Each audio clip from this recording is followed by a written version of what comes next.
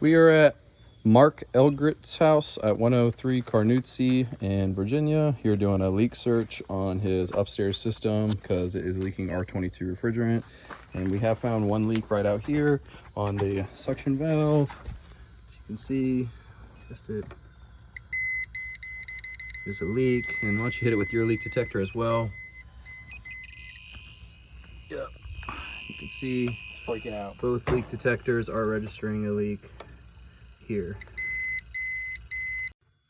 See what it is?